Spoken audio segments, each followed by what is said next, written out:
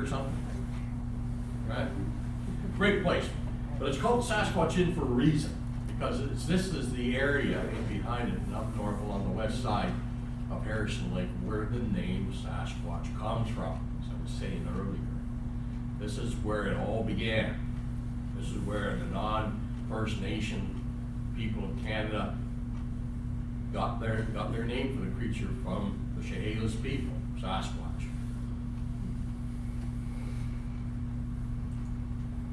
And of course, the Chehalis people adopted the Sasquatch as the symbol of their nation. And you'll find it go up and down, you'll see this symbol all up and down there. Personally, I think it's one of the best ones they got going. Yes, dear.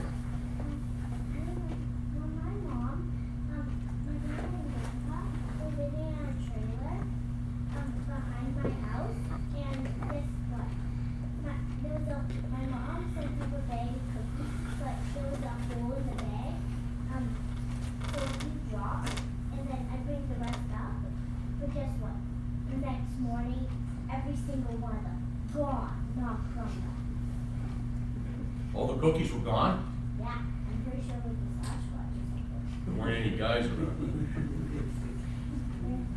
My dad told me. Yeah. The gravel roads and Yeah. like a big rock road, so probably couldn't see the. Well, I'll tell you one thing for sure. There have been stories of Sasquatch taking food off picnic tables, campers, that kind of thing. It's happened before. You mean like Yogi Bear?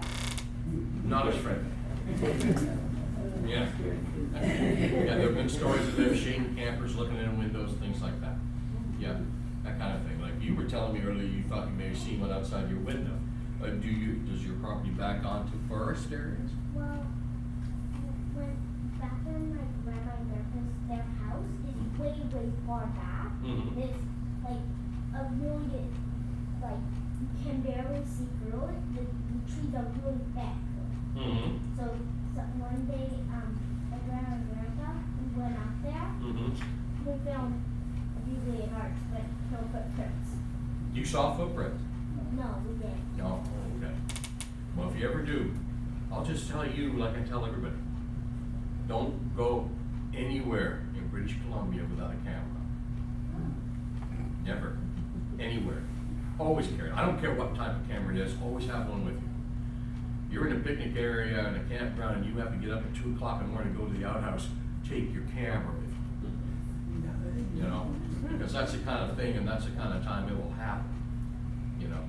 And of course, if you don't get a picture, you're just another person who says he saw a Sasquatch when you have thousands of those. Now the man you're seeing here, his name is J.W. Burns, John Wilson Burns.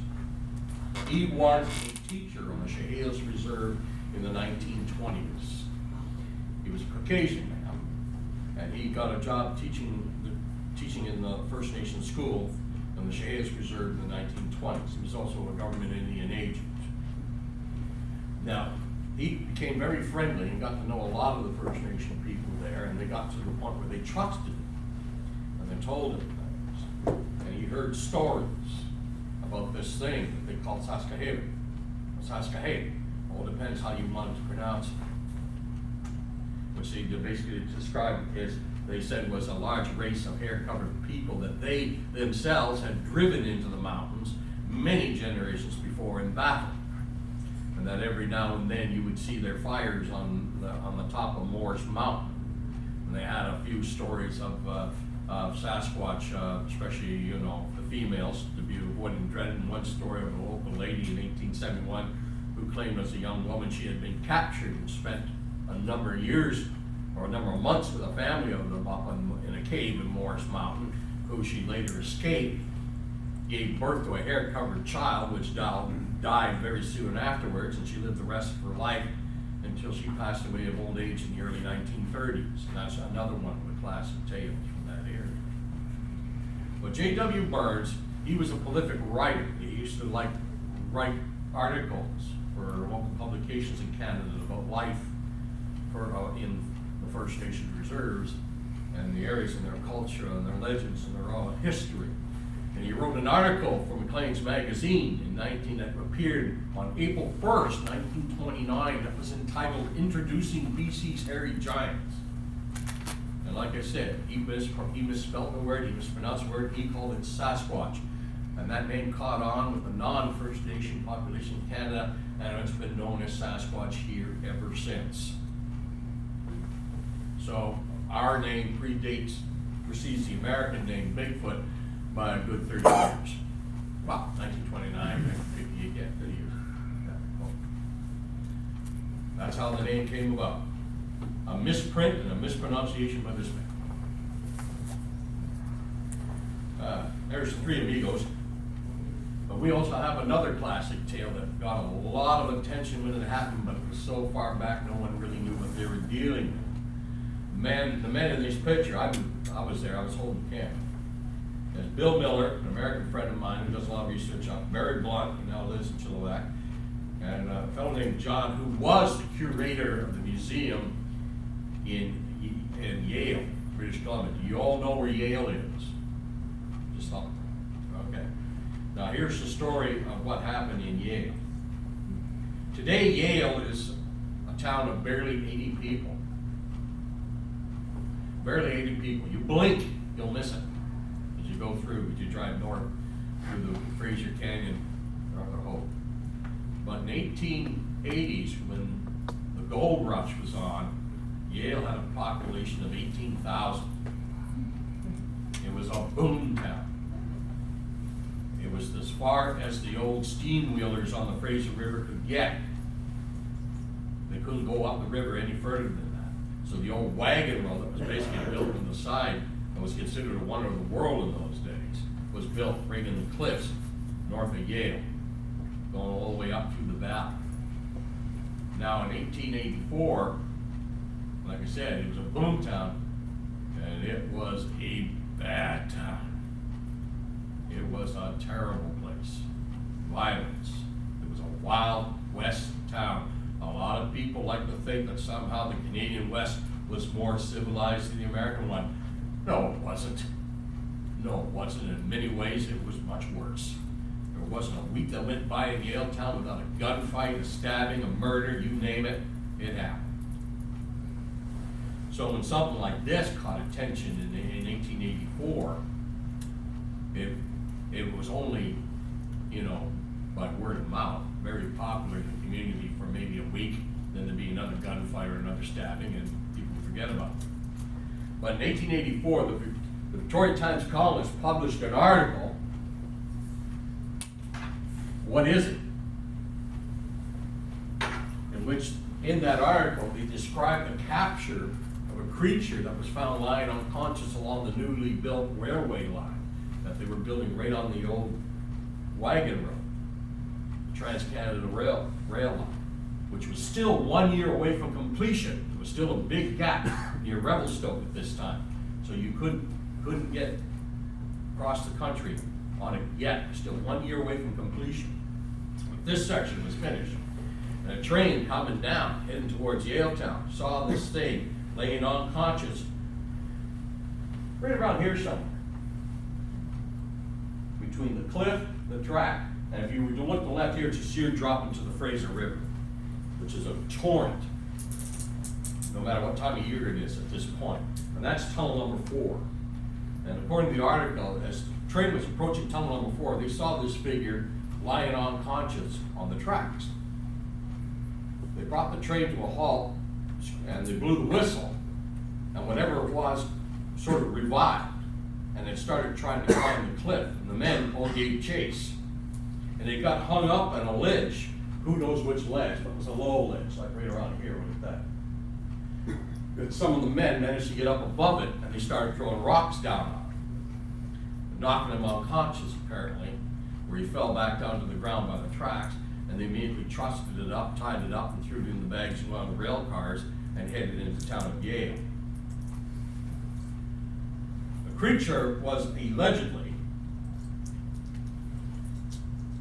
removed from the train at the train yards just on the extreme north end of town. Almost the whole town was gathered in the main station to get a look at this thing, but in order to avoid the crowd, they took it off at the train yards on the north end of town, and they put it in a cage. Dr. Harrington, the town doctor, examined the thing, and he had no idea what he was dealing with. I mean, they said it was rather chimpanzee-like, but it had long legs like a human being. It stood just over 4 feet tall, had extremely massive arms, could bend thick pieces of wood and twist them in half that a man couldn't do. Drank milk with an absolute relish. Ate all the vegetable a man would get it. They withheld meat from it because the doctor was afraid it might make them wild. But as I said, they had no idea what they were dealing with. Remember, the term Sasquatch was still years in the future, and this is 1884. So the Victoria Times columnist published this article, and the article is, what is it? Many said, because, you know, the racism of the time and stuff, they just caught a wild Indian, you know, and they wrote it off that way.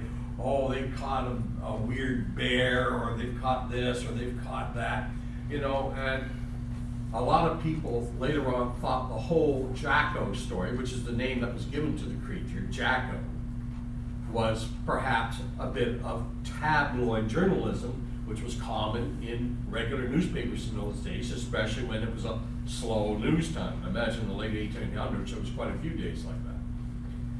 However, newspapers usually didn't share tabloid stories in those days, and I took a look through the archives, and I found in the Calgary archives an article from the Winnipeg Free Press at the same time that basically repeated the story.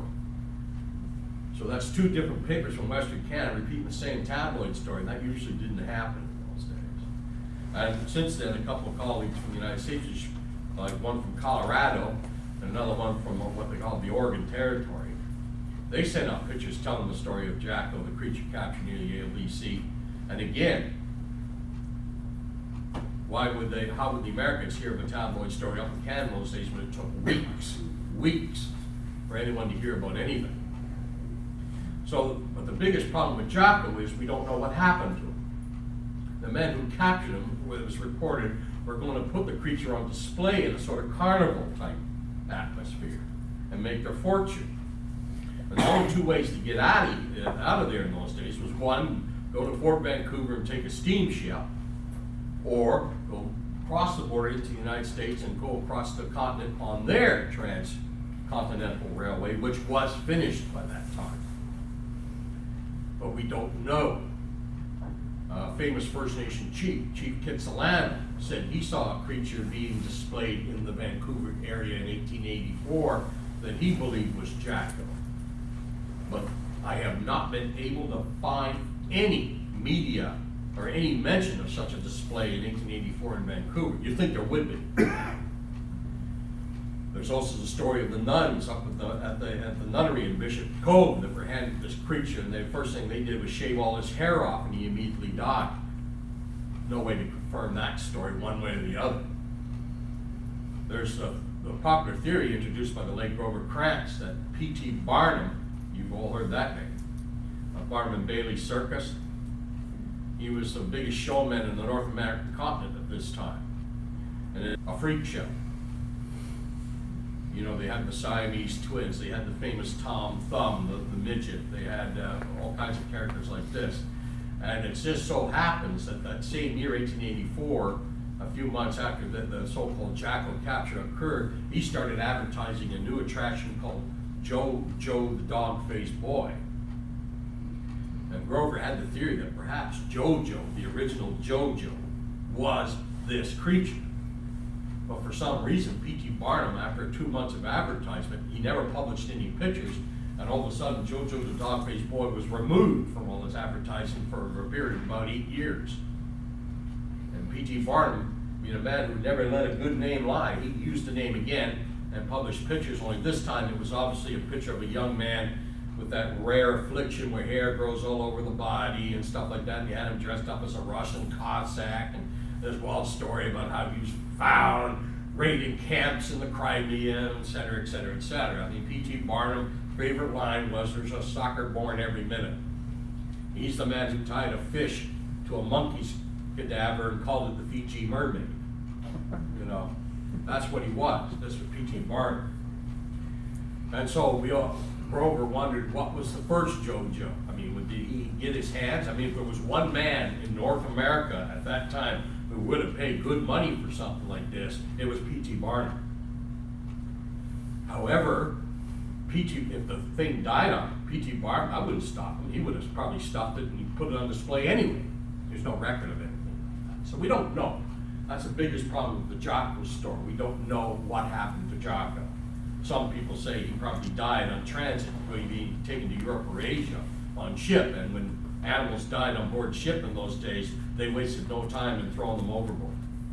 There's just no, he disappeared from history. So we don't know what happened to Jocko.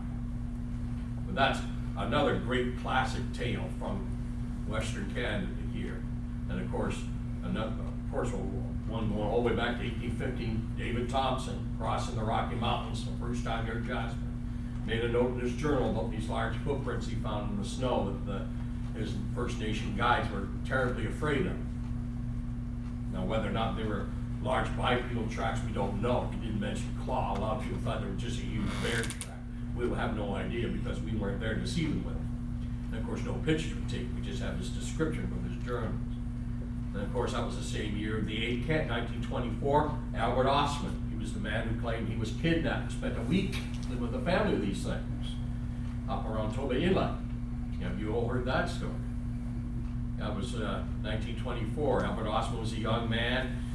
He got dropped off by boat. They headed to Toba Inlet after a few days. I'm going through this real quick.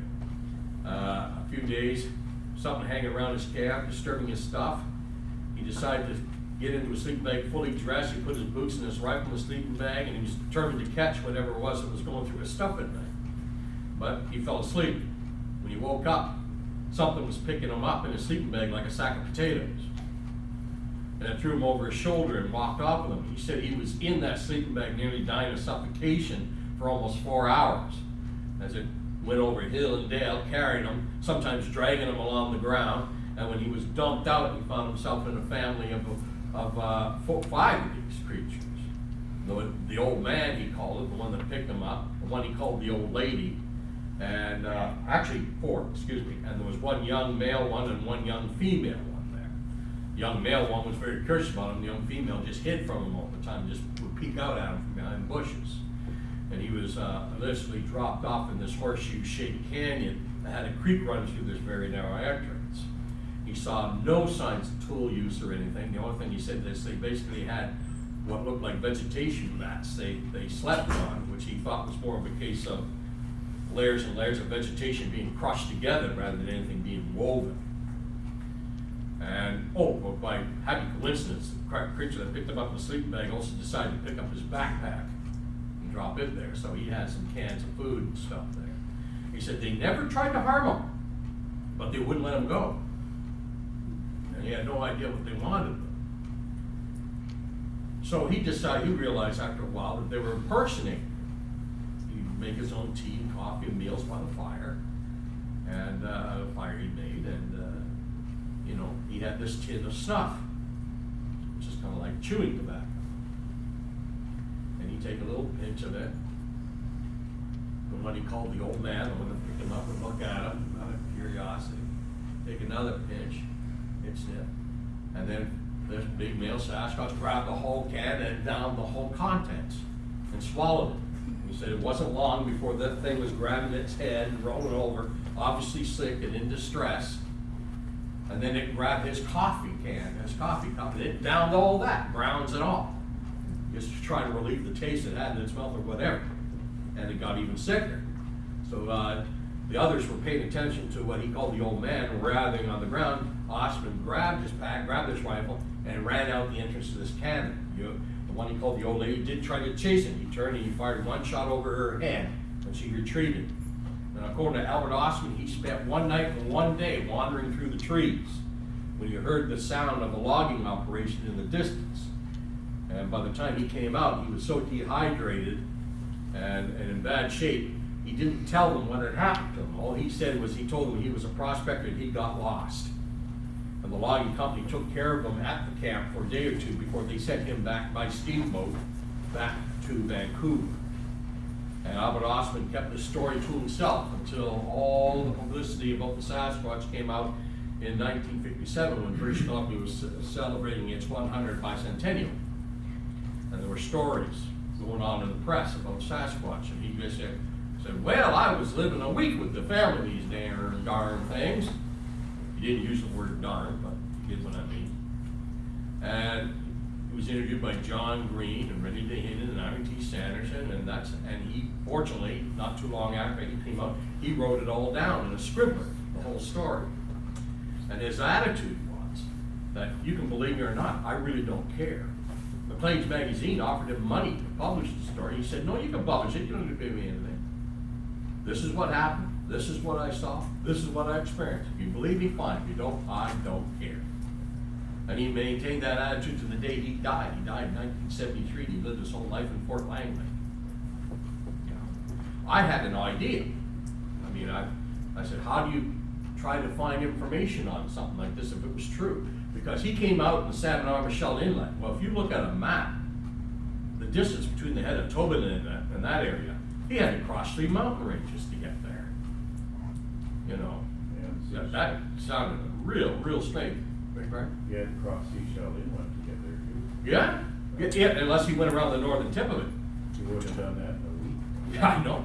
But it all comes down to how far did this thing carry him when it first picked him up. He said it was moving the whole time. He was being dragged over hill and there while in the sleeping bag. But that's a heck of a distance. So I had the idea back in the early 80s when I was running the Timber News. I thought, did logging companies in 1924 keep logbooks?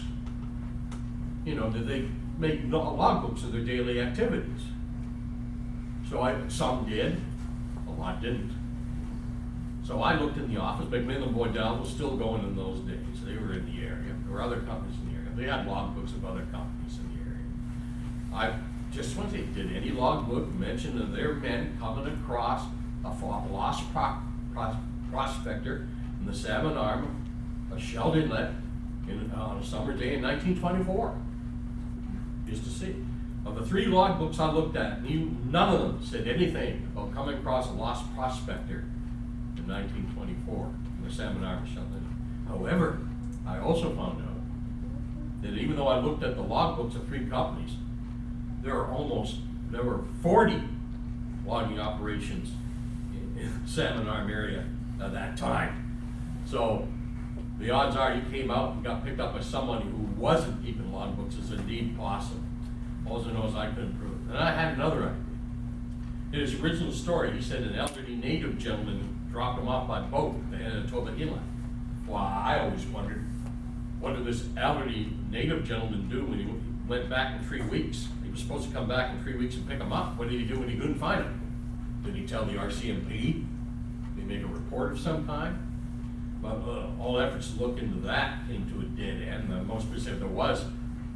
Hell, most of the police officers I talked to said they had no idea. Any record of something like that happening in 1924 would have been long lost by now. So again, another classic tale.